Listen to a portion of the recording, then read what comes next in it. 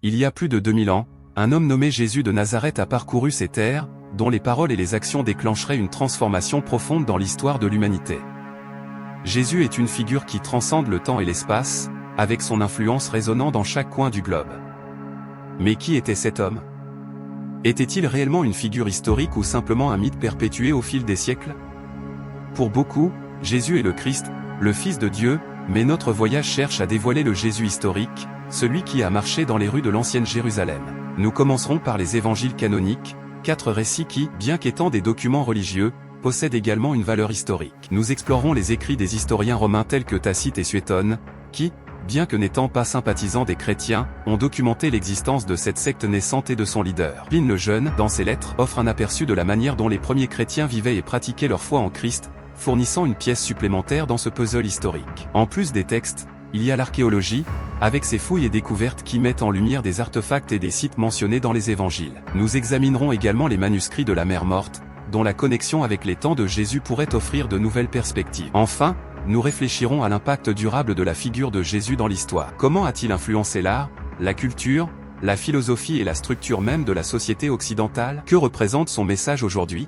Les évangiles canoniques du Nouveau Testament en Matthieu, Marc, Luc et Jean sont les principales sources d'informations sur la vie et les enseignements de Jésus. Bien qu'écrits avec une perspective théologique, ces textes contiennent également des détails historiques qui nous aident à tracer un aperçu de son existence. Les évangiles ont été écrits environ 40 à 70 ans après la mort de Jésus. Matthieu et Jean sont attribués à des apôtres directs de Jésus, tandis que Marc est associé à Pierre et Luc à Paul. Malgré les variations dans leurs récits, ces textes s'accordent sur de nombreux aspects de la vie, de la mort et de la résurrection de Jésus, offrant une base solide pour notre enquête. Nous passons alors à Flavius Joseph, un historien juif qui a vécu au 1er siècle. Dans ses œuvres d'antiquité judaïque, Joseph fait 2 références à Jésus. La plus célèbre est le Testimonium Flavianum, qui décrit Jésus comme un homme sage, un faiseur de merveilles et qui a été crucifié sous Ponce Pilate. Bien qu'il y ait débat sur l'authenticité de certaines parties de ce témoignage, il est largement accepté que Joseph a effectivement mentionné Jésus. Les historiens romains Tacite et Suétone font également allusion à Jésus. Tacite, dans ses Annales,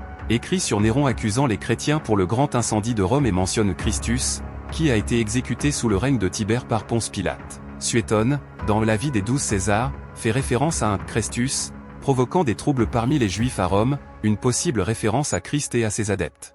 Pline le Jeune, dans ses lettres à l'empereur Trajan, décrit les chrétiens comme des adeptes d'un homme appelé Christ, qu'ils adoraient comme un dieu. Ces lettres nous offrent un aperçu des pratiques des premiers chrétiens et confirment l'existence d'une communauté dédiée à Jésus dès le début du IIe siècle. En plus de ces sources textuelles, les manuscrits de la Mer Morte, découverts à Qumran, bien qu'ils ne mentionnent pas directement Jésus, fournissent un contexte historique et culturel pour la période dans laquelle il a vécu. Ils révèlent l'existence de diverses sectes juives et leurs attentes messianiques, fournissant un cadre pour mieux comprendre l'environnement dans lequel Jésus prêchait. Ainsi, ces sources historiques anciennes, chacune avec ses propres perspectives et limitations, forment ensemble une mosaïque riche et complexe qui nous aide à entrevoir la figure historique de Jésus. Ces pièces du puzzle sont essentielles pour comprendre qui était Jésus de Nazareth et l'impact de sa vie et de ses enseignements. Passant des évangiles aux sources juives, nous trouvons un historien dont l'œuvre est fondamentale pour notre enquête, Flavius Joseph. Né Yosef ben Mattityahu en 37 AP Jésus-Christ, Joseph était un chef militaire juif qui, après avoir été capturé par les Romains, est devenu un historien respecté. Ses œuvres,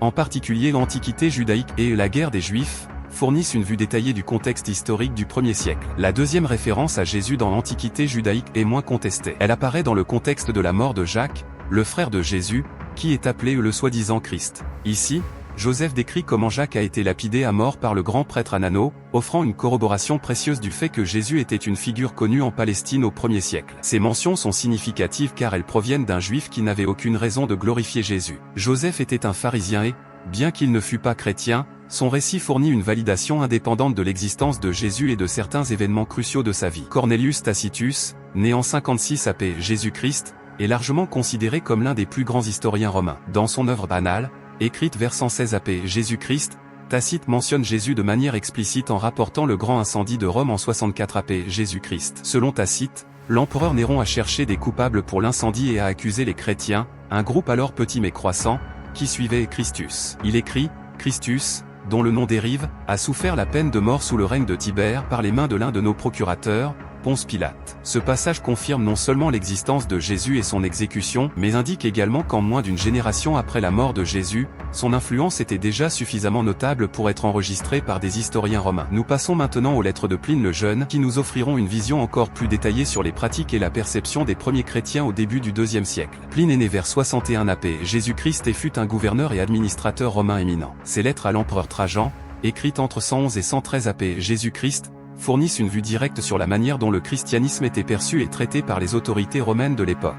Dans ses lettres, Pline le Jeune décrit la situation dans sa province de Bithynie, actuellement une partie de la Turquie. Il décrit comment les chrétiens étaient persécutés et comment il gérait les accusations portées contre eux. Dans l'une de ses lettres, Pline demande à l'empereur comment traiter les chrétiens, notamment ceux qui étaient accusés d'être des disciples du Christ. Pline décrit les chrétiens comme des personnes qui se réunissaient un jour spécifique de la semaine avant l'aube pour chanter des hymnes au Christ comme à un Dieu, et qui s'engageaient à suivre un code moral, promettant d'éviter les actions injustes et les crimes. Cette description est précieuse car elle confirme la pratique du culte chrétien dans les premières années du IIe siècle et révèle un système de croyances et de rituels centrés autour de la figure de Jésus. La dévotion des chrétiens à Jésus comme divinité, leurs pratiques de culte et leur éthique morale sont soulignées par Pline, montrant la profondeur de la foi chrétienne à une époque où le mouvement commençait à se répandre dans la région de l'Empire romain. De plus, Pline mentionne le processus judiciaire et le traitement des chrétiens par les autorités romaines. Il révèle la difficulté des gouverneurs à gérer les chrétiens, car beaucoup d'entre eux n'étaient pas disposés à dénoncer leurs compagnons ou à renoncer à leur foi, même sous pression. Ce récit non seulement confirme l'existence d'une communauté chrétienne bien établie, mais met aussi en lumière les tensions et les conflits entre les chrétiens et l'Empire romain. En poursuivant notre voyage, nous arrivons au manuscrit de la Mer Morte, une collection de textes découverts entre 1947 et 1956 dans des grottes près de la Mer Morte, dans la région de Qumran, actuellement en Cisjordanie. Ces manuscrits, datés d'environ 250 avenue Jésus-Christ à 68 AP Jésus-Christ, offrent un aperçu intrigant du monde religieux et culturel du deuxième temple juif, contemporain de la vie de Jésus. Les manuscrits de la Mer Morte comprennent une variété de textes, tels que des copies de l'Ancien Testament, des écrits de groupes sectaires comme les Esséniens, et des commentaires bibliques. Bien qu'ils ne mentionnent pas directement Jésus, ils fournissent un contexte précieux pour comprendre l'environnement religieux et les attentes messianiques de l'époque. Parmi les textes les plus notables figurent le commentaire d'Habacuc et le règlement de la communauté, qui révèlent les croyances et les pratiques des Esséniens, un groupe qui s'était retiré dans le désert en quête de pureté et en préparation de l'arrivée d'un nouveau Messie. Cet environnement de ferveur religieuse et d'attente messianique peut aider à expliquer le contexte dans lequel Jésus est apparu.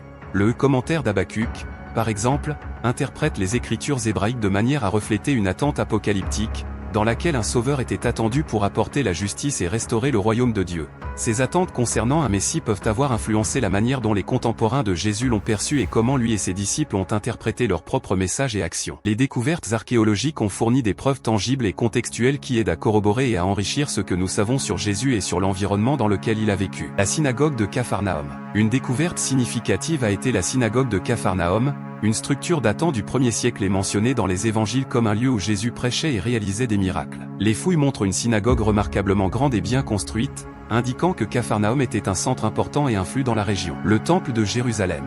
Le temple de Jérusalem, que Jésus fréquentait et qui a été détruit en 70 AP Jésus-Christ, est un point focal important dans l'archéologie. Les fouilles sur le mont du temple, et les découvertes de pièces de monnaie et d'inscriptions, aide à illustrer la grandeur et l'importance du temple dans la vie religieuse et sociale de l'époque. L'ossuaire de Jacques. Une découverte controversée est l'ossuaire de Jacques, le frère de Jésus, découvert en 2002 et portant une inscription disant « Jacques, fils de Joseph, frère de Jésus ».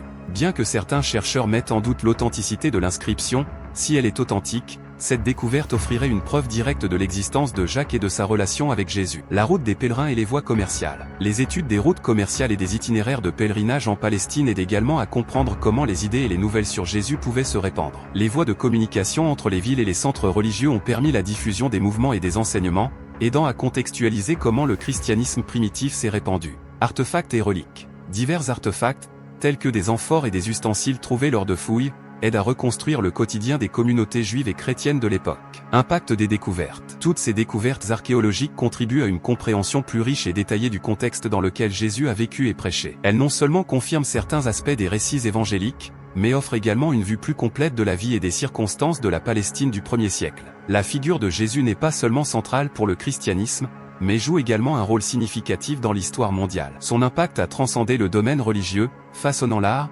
la culture, la philosophie et même la politique. Les preuves historiques et archéologiques confirment l'existence et l'impact de Jésus, tandis que les textes apocryphes et gnostiques illustrent la diversité des interprétations et croyances concernant sa figure. L'influence continue de Jésus dans l'art et la culture souligne la profondeur et la pertinence de son message.